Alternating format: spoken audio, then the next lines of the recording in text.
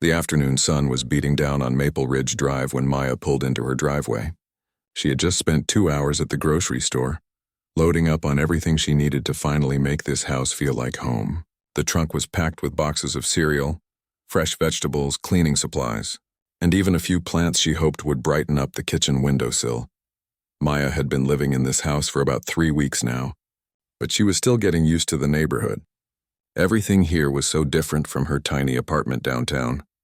The streets were wider, the lawns were perfectly cut, and every house looked like it belonged in a magazine. She loved it, but sometimes she felt a little out of place. As she grabbed the first bag of groceries from her trunk, Maya noticed a woman walking across the street. The woman was probably in her 50s, with short blonde hair and a determined look on her face. She was carrying a clipboard and walking straight toward Maya's driveway. Maya figured maybe she was collecting signatures for something or perhaps welcoming new neighbors. But as the woman got closer, Maya could see this wasn't going to be a friendly chat. "Excuse me," the woman called out, her voice sharp and commanding. "What exactly do you think you're doing here?" Maya looked up from her groceries, confused. "I'm sorry, what do you mean?" The woman stopped right at the edge of Maya's driveway and crossed her arms. "I mean, what are you doing on this property? Do you have permission to be here?" Maya blinked, wondering if this was some kind of joke. "Permission? I live here. This is my house." The woman let out a short laugh that had no humor in it. "Your house? I don't think so. I know every single homeowner in this neighborhood, and I've never seen you before in my life." "Well, I just moved in recently," Maya explained, trying to stay polite even though this conversation was getting weird fast. "I'm Maya, and I live here now." "Listen, Maya, or whatever your name really is," the woman said, looking down at her clipboard like she was checking off items on a list. "I'm Linda, and I'm the head of the Neighborhood Watch Committee. I've been living on this street for 12 years, and I know exactly who belongs here and who doesn't." Maya set down her grocery bag and faced Linda fully. This was definitely not the welcome wagon she had been expecting. "I understand you're looking out for the neighborhood, but I really do live here. I can show you my mail or my driver's license if you want." Linda waved her hand dismissively. "Anyone can fake those things. What I want to know is who you're really working for. Are you some kind of squatter? Are you running an illegal rental operation? Because let me tell you something. We have very strict rules in this community." The conversation was getting more bizarre by the minute. Maya looked around to see if any of her other neighbors were watching this strange encounter.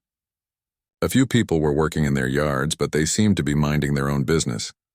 "I'm not running anything illegal," Maya said, her patience starting to wear thin. "I inherited this house from my grandfather. He passed away a few months ago, and I've been dealing with all the paperwork and estate stuff. That's why I'm just moving in now." Linda's eyes narrowed. "Your grandfather? What was his name?" "Robert Chen. He lived here for almost 30 years.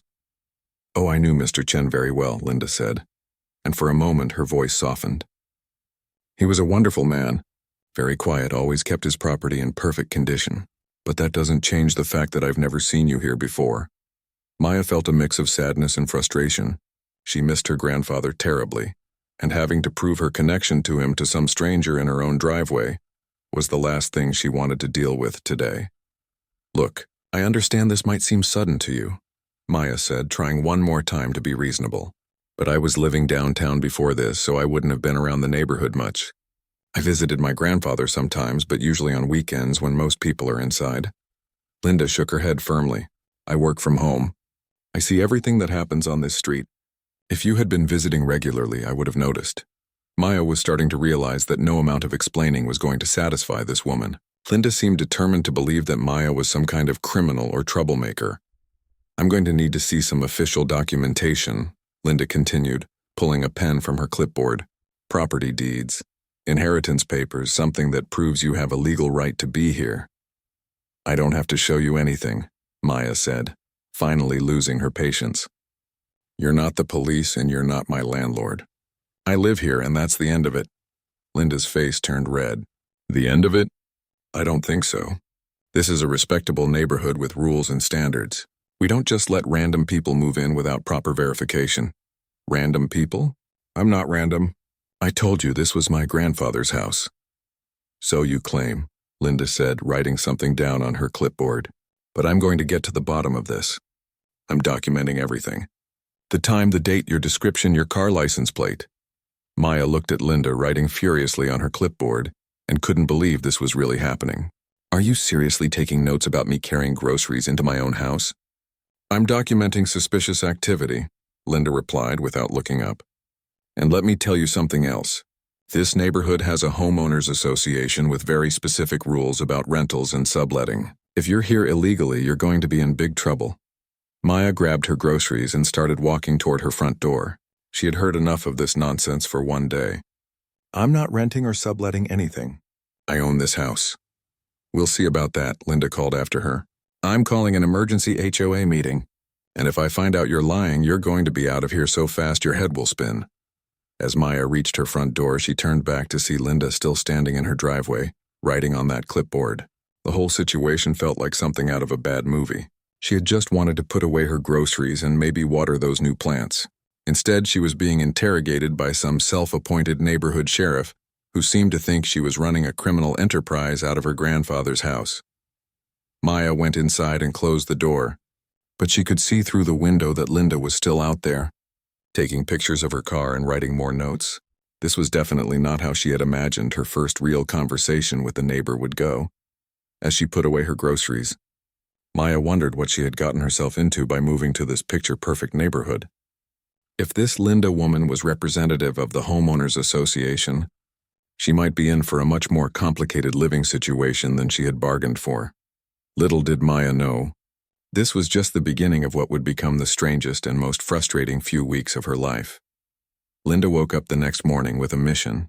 She had barely slept, her mind racing with thoughts about the suspicious woman who claimed to be living in Robert Chen's house.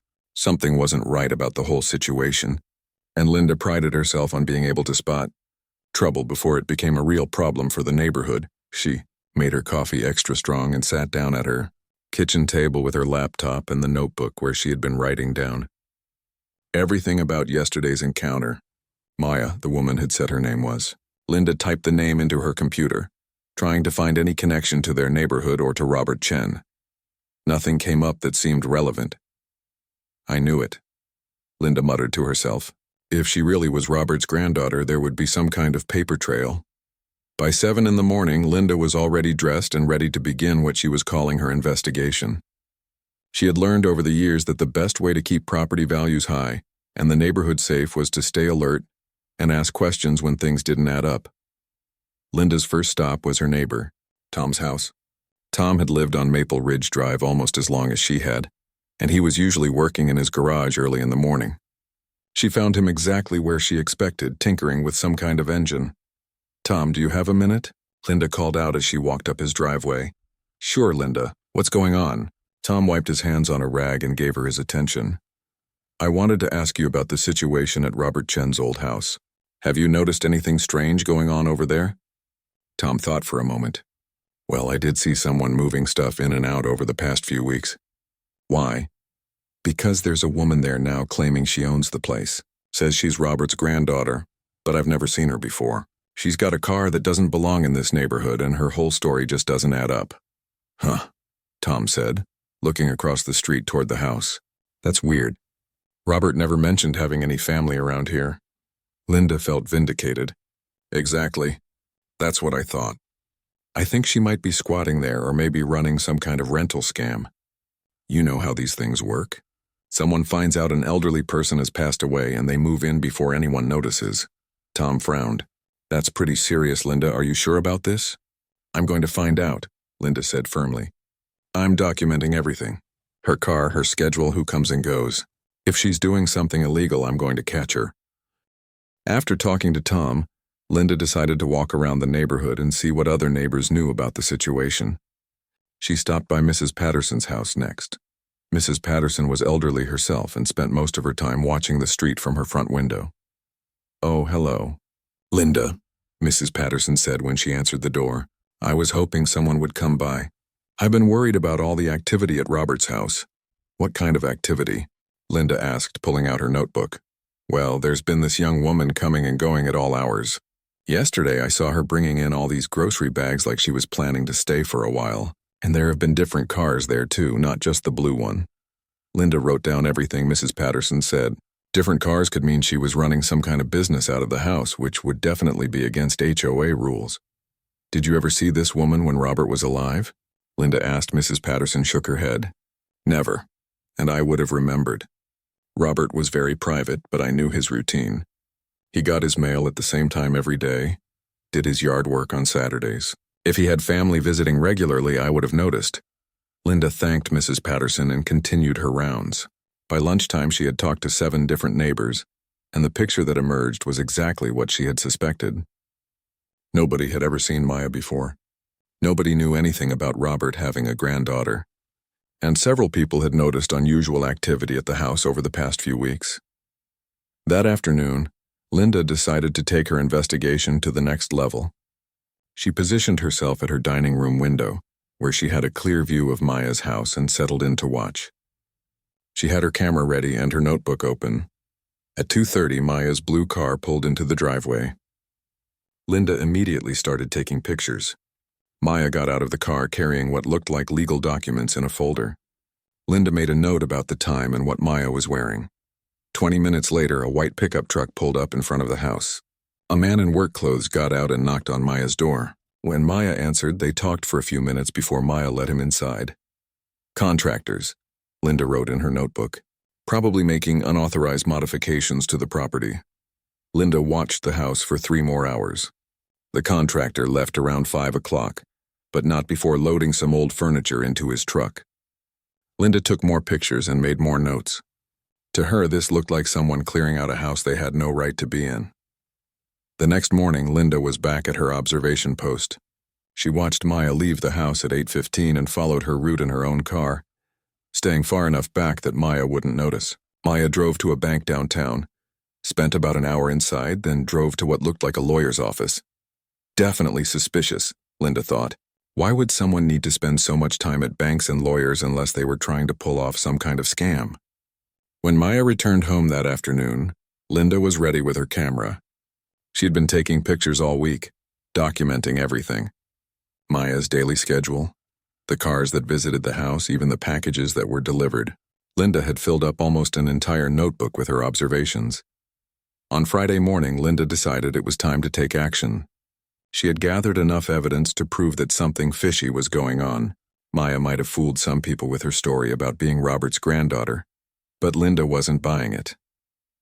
Linda called the HOA office and asked to speak to the president, Bill Morrison. She had worked with Bill on several neighborhood issues over the years, and she knew he would take her concerns seriously.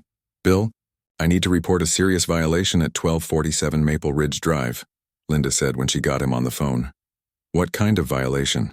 Bill asked. Illegal occupancy, possibly squatting or unauthorized rental activity. There's a woman there claiming she owns Robert Chen's house, but I've done a thorough investigation, and her story doesn't check out. Linda spent 20 minutes on the phone with Bill, walking him through all of her evidence. The fact that nobody had ever seen Maya before, the suspicious activity with contractors and different vehicles, the amount of time Maya was spending at banks and lawyers. This sounds pretty serious, Linda, Bill said when she finished. I think we need to call an emergency board meeting to address this situation. I was hoping you'd say that, Linda replied. I've got everything documented. Photos, timelines, witness statements from neighbors. This woman needs to be confronted officially before she causes any more problems. Bill agreed to schedule an emergency HOA meeting for the following Tuesday evening. Linda hung up the phone, feeling satisfied that she had done her civic duty. She had protected the neighborhood from what was obviously some kind of scam artist. That weekend, Linda continued her surveillance. She wanted to have as much evidence as possible for the board meeting. She watched Maya come and go, noted every visitor, and took pictures of everything. On Sunday afternoon, Linda saw Maya in her backyard, planting flowers in the garden beds. Linda shook her head as she watched through her binoculars. The audacity of this woman was incredible. Not only was she illegally occupying someone else's property, but now she was making changes to the landscaping like she actually owned the place. Linda made sure to get pictures of Maya working in the garden. At the board meeting, she would present this as evidence of someone making unauthorized modifications to property they had no right to change. As Tuesday approached, Linda felt more confident than ever that she was doing the right thing. She had spent over a week documenting Maya's suspicious behavior, And the evidence was overwhelming. No legitimate homeowner would need to spend so much time at banks and lawyers. No real granddaughter would be completely unknown to all the neighbors. Linda prepared her presentation for the board meeting, organizing all her photos and notes into a clear timeline of Maya's illegal activities. She was going to expose this scam once and for all, and Maya would be out of the neighborhood before she could cause any more problems. Little did Linda know that her week of careful investigation was about to backfire in the most embarrassing way possible. That Tuesday evening couldn't come fast enough for Linda. She had spent the entire day organizing her evidence and preparing what she considered to be an airtight case against Maya. Her dining room table was covered with photographs, handwritten notes, and a detailed timeline of every suspicious activity she had witnessed over the past week. Linda arrived at the community center 30 minutes early, wanting to set up her presentation before the other board members arrived. She had printed out dozens of photos and created a poster board that looked like something from a detective show. At the top, she had written, "Illegal occupancy, 1247 Maple Ridge Drive," in big red letters. Bill Morrison, the HOA president, was the first to arrive. He looked at Linda's elaborate display with raised eyebrows. "Wow, Linda, you really went all out with this," he said, studying the photos and timeline. "This is serious business." "Bill," Linda replied, adjusting one of the photos, "when someone is potentially defrauding our entire neighborhood, we need to have all the facts." The other board members began filtering in. There was Carol from the landscaping committee, Dave, who handled architectural reviews, and Janet, who managed the community finances.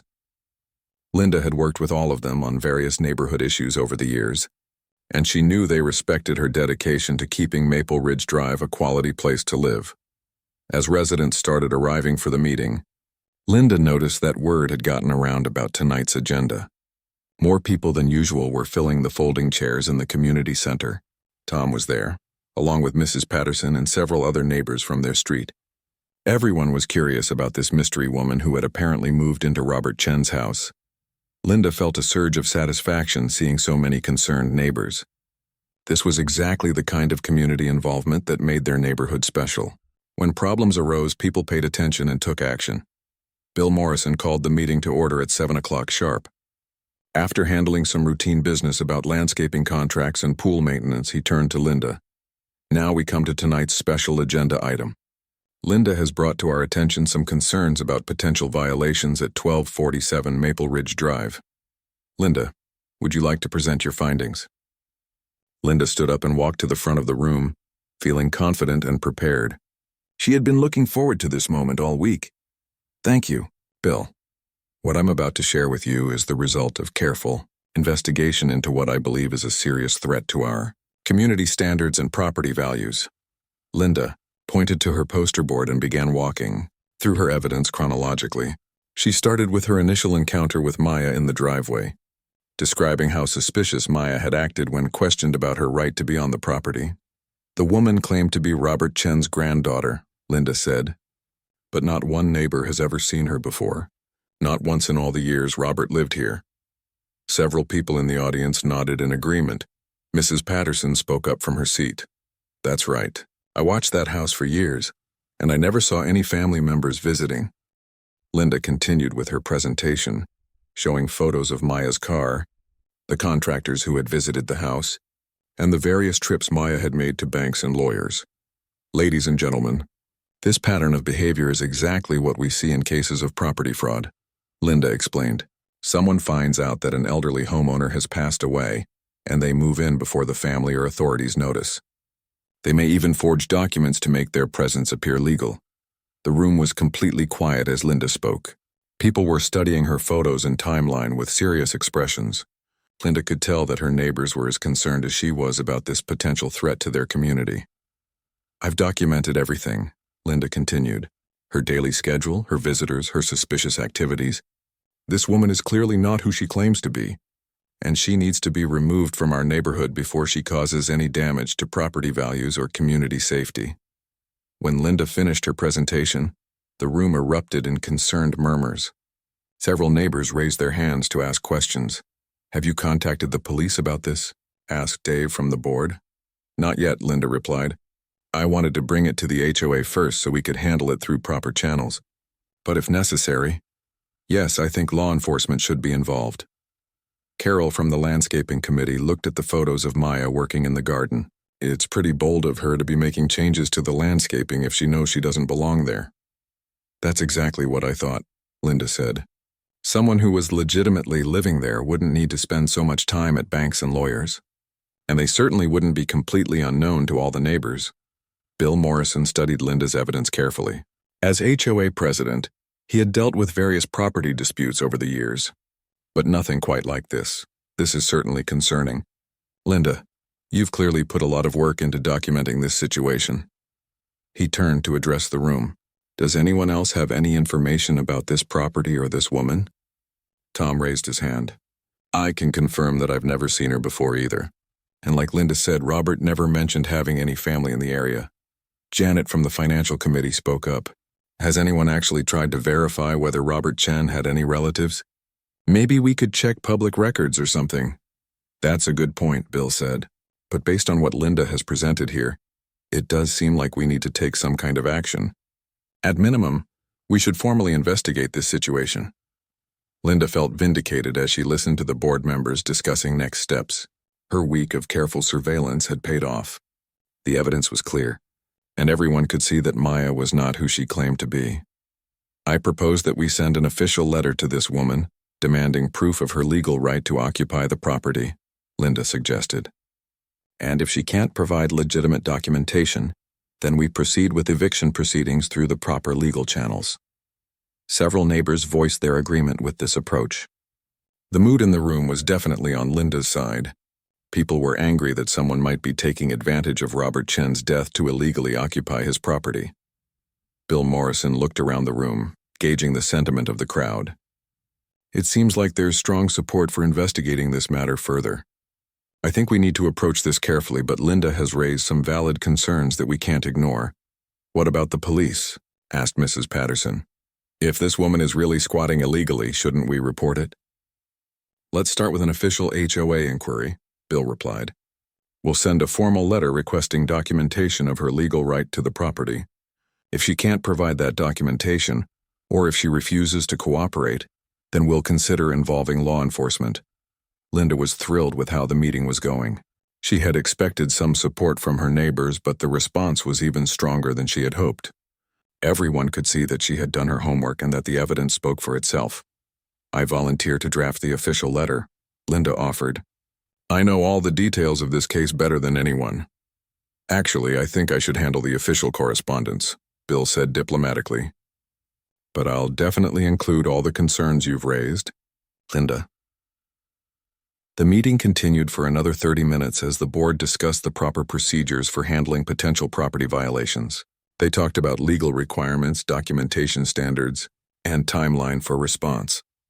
As the meeting wrapped up, several neighbors approached Linda to thank her for bringing the situation to their attention.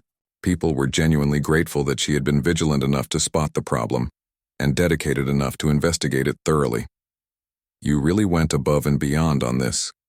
Linda, said Carol. It's neighbors like you who keep this community safe and maintain our property values. Linda felt proud and satisfied as she packed up her presentation materials. She had done exactly what any responsible neighbor would do when faced with suspicious activity. Tomorrow, Bill would send the official letter to Maya demanding proof of her legal right to the property. And when Maya couldn't provide that proof, she would be exposed as the fraud Linda knew she was. Walking back to her house that evening, Linda looked across the street at 1247 Maple Ridge Drive. The lights were on inside, and she could see Maya moving around in what used to be Robert Chen's living room. By this time next week, Linda was confident that Maya would be gone and the house would be properly secured until Robert's real family could claim it.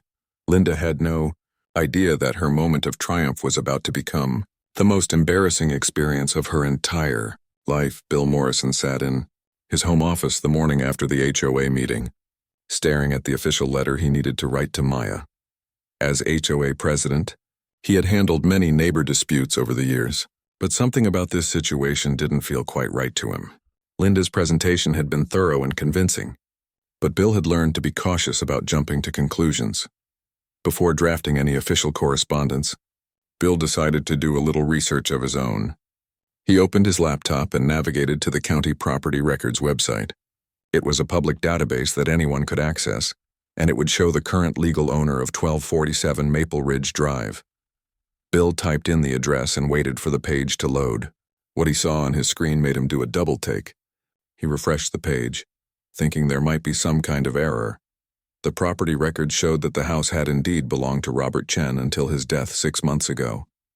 But according to the official county documents, the current legal owner was listed as Maya Chen. Not Maya, whatever her last name was, as Linda had assumed. Maya Chen. Bill felt his stomach drop as he read through the property transfer documents more carefully. Everything looked completely legitimate. There was a death certificate for Robert Chen, a will that had been filed with the probate court, and a legal property transfer to Maya Chen, identified in the documents as Robert Chen's granddaughter. Oh no, Bill muttered to himself.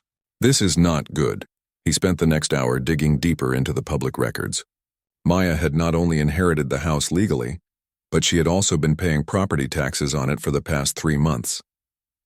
There were utility transfers in her name, a homeowner's insurance policy, and even a new mortgage that she had taken out against the property. Every single document confirmed the same thing. Maya Chen was the legitimate, legal owner of 1247 Maple Ridge Drive. She wasn't a squatter or a scam artist. She was a homeowner who had every right to be living in that house. Bill leaned back in his chair and tried to process what this meant. Linda had spent a week conducting surveillance on a completely innocent person. The HOA had just held an emergency meeting to discuss removing someone who was actually a legitimate property owner. And worst of all, Bill himself had been ready to send an official letter demanding that Maya prove her right to live in her own house. The more Bill thought about it, the more horrified he became. Maya had been telling the truth from the very beginning. She really was Robert Chen's granddaughter. She really had inherited the house. And instead of welcoming her to the neighborhood, Linda had treated her like a criminal. Bill realized he needed to call Linda immediately and let her know about his discovery. This situation needed to be corrected before it got any worse. He picked up his phone and dialed Linda's number. Linda, it's Bill Morrison. We need to talk about the situation with Maya Chen. Oh, good, Linda said, sounding excited. Did you send the letter yet? I was thinking we should also contact the police and— Linda, stop, Bill interrupted. I checked the county property records this morning. Maya Chen is the legal owner of that house. There was a long silence on the other end of the phone. What do you mean? Linda finally asked, her voice much quieter than before.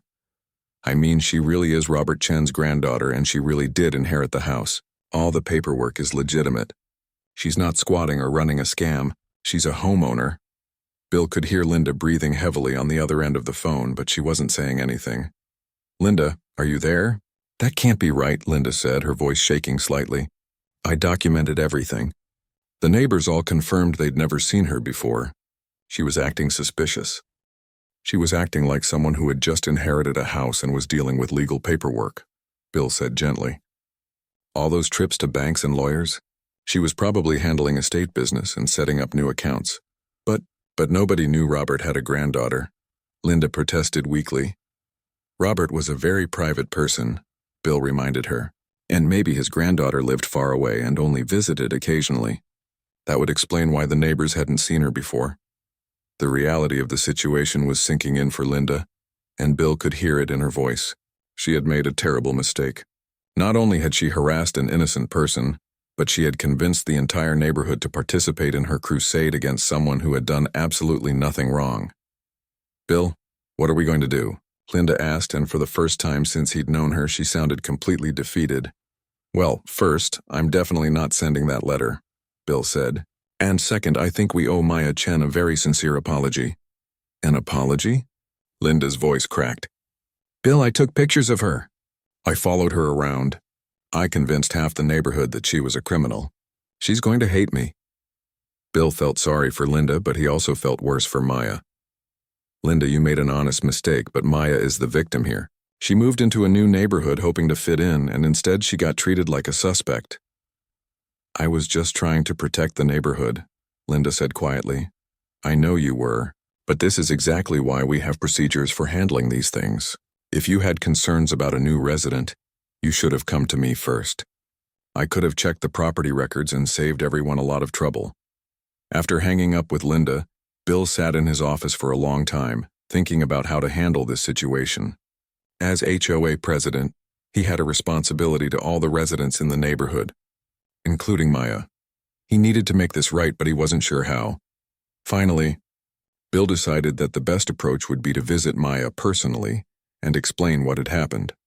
He would apologize on behalf of the HOA and try to make sure she felt welcome in the community going forward. That afternoon, Bill walked across the neighborhood to 1247 Maple Ridge Drive. As he approached the house, he could see Maya working in her front garden, planting some colorful flowers along the walkway. She looked up as he walked up the driveway. "Hi there," Maya said with a friendly smile. "You must be one of my neighbors." "I'm Maya." "I'm Bill Morrison," he replied, feeling even worse about the situation. "I'm the president of the Homeowners Association. I was wondering if I could have a few minutes of your time." Maya's smile faded slightly. "Is this about that woman who was taking pictures of my house?" "Because I have to tell you, that whole situation was pretty weird." Bill took a deep breath. "Actually, that's exactly what I wanted to talk to you about. I owe you a very big apology." Over the next 20 minutes, Bill explained everything that had happened. He told Maya about Linda's concerns, the emergency HOA meeting, and the plan to demand proof of Maya's right to live in her own house. He watched Maya's expression change from confusion to disbelief to anger as he described Linda's week-long surveillance operation. "Let me get this straight," Maya said when Bill finished talking. "This woman decided I was a criminal because my neighbors hadn't seen me before. And instead of just asking me for identification or checking public records, she spent a week spying on me and convinced the entire neighborhood that I was some kind of con artist." "That's essentially what happened, yes," Bill admitted.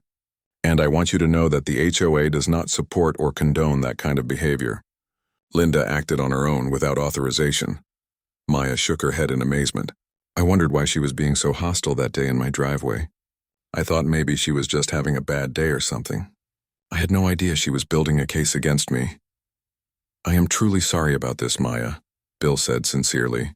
"You should have been welcomed to the neighborhood, not harassed. This is not how we want new residents to be treated." Maya looked at her house, then back at Bill. "You know, I was really excited about moving here. This was my grandfather's house, and I have so many good memories of visiting him here when I was younger. I thought it would be a great place to start over." Bill felt terrible hearing the disappointment in Maya's voice. "I hope this experience won't change your mind about living here. Most of your neighbors are good people who would be happy to welcome you to the community." "I don't know," Maya said honestly. "It's going to be pretty awkward now, knowing that people were discussing whether I belong here. And what about this Linda person? Is she going to continue watching my every move?" Bill assured Maya that he would be speaking with Linda about appropriate behavior and boundaries. He also promised that the HOA would send out a notice to all residents clarifying the situation and making it clear that Maya was a legitimate homeowner who deserved the same respect as any other neighbor.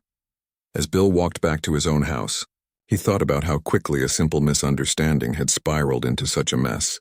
Linda's good intentions had turned into a nightmare for Maya, and now the entire neighborhood was involved in what should have been a private matter between neighbors. Bill knew that fixing this situation was going to take more than just an apology. The whole community was going to have to work to rebuild Maya's trust and make her feel truly welcome in the neighborhood. And Linda was going to have to face the consequences of her actions, which had gone far beyond acceptable neighborly concern. The news of Linda's mistake spread through Maple Ridge Drive faster than gossip at a church picnic. By Thursday morning, everyone who had attended the HOA meeting knew that Maya Chen was not only innocent, but was actually the legitimate owner of her house. The embarrassment was overwhelming, not just for Linda but for everyone who had supported her crusade. Linda hadn't left her house since Bill Morrison called her with the devastating news. She kept replaying the past week in her mind, remembering every photo she had taken, every note she had written, every neighbor she had convinced that Maya was up to no good. The woman she had painted as a dangerous fraud was actually Robert Chen's granddaughter, quietly settling into the home she had legally inherited. By Friday afternoon, Linda knew she couldn't hide in her house forever. She had to face Maya and try to make things right.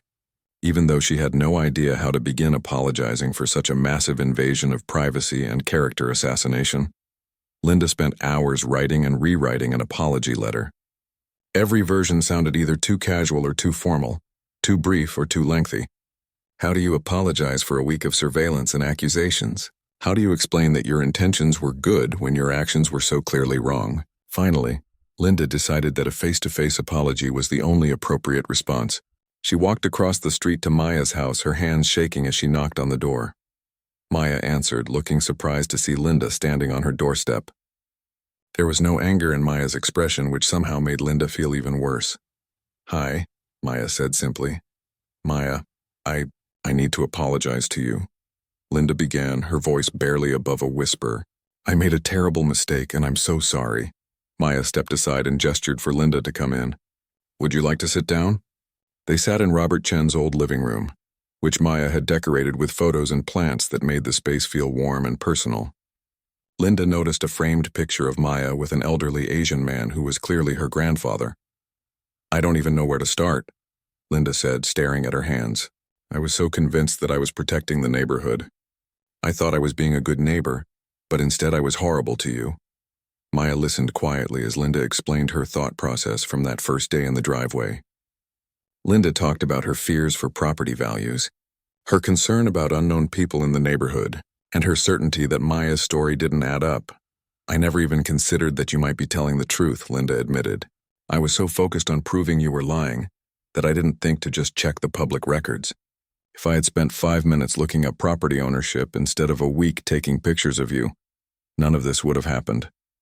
"Why didn't you just ask me for some kind of proof that first day?" Maya asked.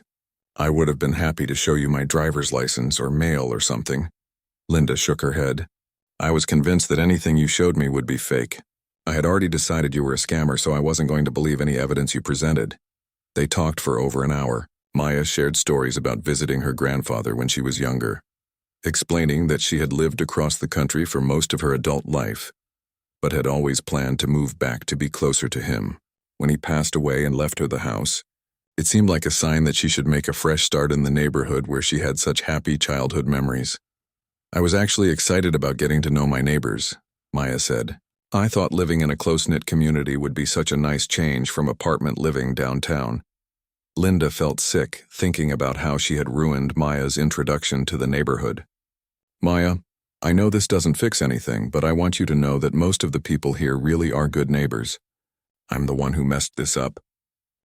"What about all the people at that meeting?" Maya asked. "Bill told me that everyone was ready to kick me out of the neighborhood." "They were only reacting to what I told them," Linda said. "I presented evidence that made you look guilty, so they believed me. If they had known the truth, they would have been welcoming you instead of wanting to investigate you." Over the following weeks, the neighborhood slowly began the process of making amends with Maya. Bill Morrison sent out an official HOA notice explaining the situation and apologizing for the misunderstanding. Several neighbors brought flowers or baked goods to Maya's house, introducing themselves properly and expressing regret for jumping to conclusions. Tom, who had confirmed to Linda that he'd never seen Maya before, was one of the first to visit. He brought Maya a homemade apple pie and offered to help her with any yard work or home maintenance projects. "I feel terrible about the whole thing," Tom told Maya. "Linda asked if I'd seen you around, and I said no, but I never thought she was going to turn that into some kind of investigation." Mrs. Patterson, the elderly neighbor who had been watching Maya's activities from her window, was particularly embarrassed about her role in the situation.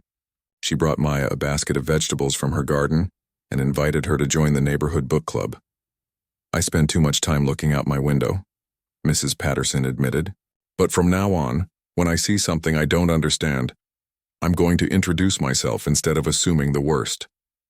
Linda faced consequences for her actions beyond just personal embarrassment. The HOA board implemented new policies about resident complaints and investigations. No single person would be allowed to conduct surveillance or make accusations against neighbors without going through proper channels first. All concerns about property ownership or violations would be verified through official records before any action was taken. Bill Morrison also required Linda to attend a conflict resolution Workshop to learn better ways of handling neighborhood disputes. Linda accepted this requirement without complaint, recognizing that she needed to change her approach to community involvement. I still want to be active in keeping our neighborhood safe and maintaining property values, Linda told Bill. But I realize I went about it completely wrong with Maya. I let my assumptions override common sense and basic decency. Maya, for her part, gradually began to feel more comfortable in the neighborhood. The sincere apologies from her neighbors helped, but it took time for her to trust that people genuinely welcomed her presence rather than just feeling guilty about the misunderstanding. 3 months after the incident, Maya surprised everyone by volunteering to join the HOA board. She wanted to help create policies that would prevent future misunderstandings and ensure that new residents felt welcomed rather than suspected. I don't want anyone else to go through what I experienced, Maya explained at her first board meeting. But I also learned that most people here really do care about the community. They just need better ways of expressing that care.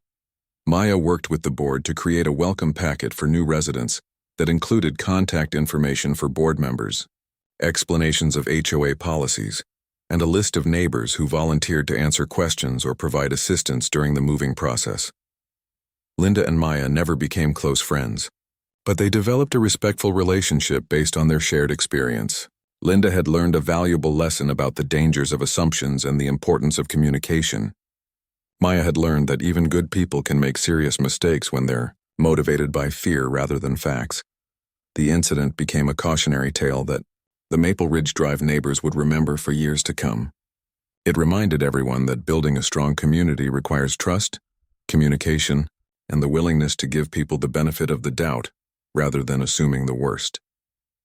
As Maya settled into her new life in her grandfather's house, she often thought about how differently things could have gone if Linda had simply knocked on her door that first day and introduced herself as a neighbor instead of an interrogator. Such a small change in approach could have prevented weeks of stress and embarrassment for everyone involved, but Maya also recognized that the experience had ultimately strengthened the community. The neighborhood had faced a crisis caused by miscommunication and assumptions, and they had worked together to fix it.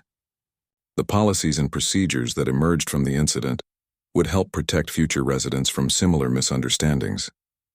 And sometimes, when Maya was working in her garden and saw Linda watching from across the street, she would wave. Linda would wave back, both women remembering the lesson they had learned about the importance of approaching neighbors with curiosity and kindness rather than suspicion and judgment.